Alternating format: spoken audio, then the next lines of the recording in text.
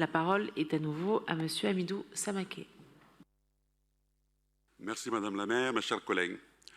Il nous est proposé aujourd'hui de conventionner avec 5 associations qui sont des piliers de la réduction des risques à Paris et qui la font vivre concrètement dans le cadre des objectifs stratégiques définis avec nos partenaires régionaux et nationaux dans le cadre du plan dit plan CRAC.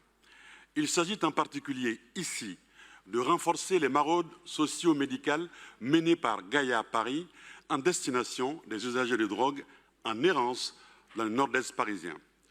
En d'autres termes, nous abordons l'action de l'association gestionnaire de la salle de consommation à moindre risque, celle-là même dont certains à droite font un épouvantail en abusant de sobriquets insultants pour la salle, ses personnels, les usagers et l'intelligence de nos concitoyennes et concitoyens.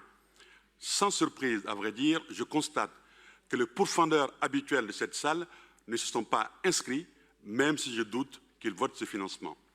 Ce n'est pas une surprise, parce que si on lit les évaluations réellement réalisées par l'INSERM ou l'IGAS, si on entend les retours de terrain du commissaire et de l'essentiel des riverains, on connaît bien le bilan de cette action, à savoir réduction significative des risques de contamination par le VIH et l'hépatite C, réduction des nuisances publiques, amélioration de l'accès aux soins et maintien du lien avec un public très précaire et désaffilié avec 79% de sans-abri, 65% de sans ressources et 49% sans même de couverture sociale.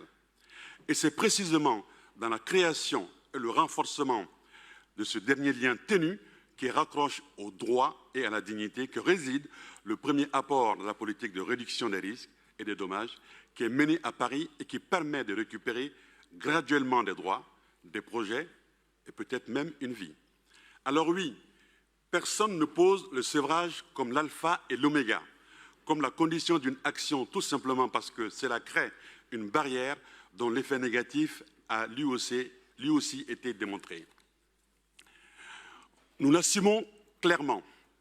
Avec cette politique, nous persisterons et nous signerons tant que cela sera nécessaire parce que cela correspond à une vision humaniste du rapport humain, de l'action sociale, de l'intervention en santé et surtout parce que cette politique a fait ses preuves aux yeux des scientifiques qui évaluent les politiques en la matière depuis des décennies. Certains, y compris dans cet hémicycle, pensent qu'en déversant un tombereau de mépris sur les usagères et usagers de drogue et sur les professionnels de la santé et du social qui les accompagnent, nous ne changerons pas d'avis.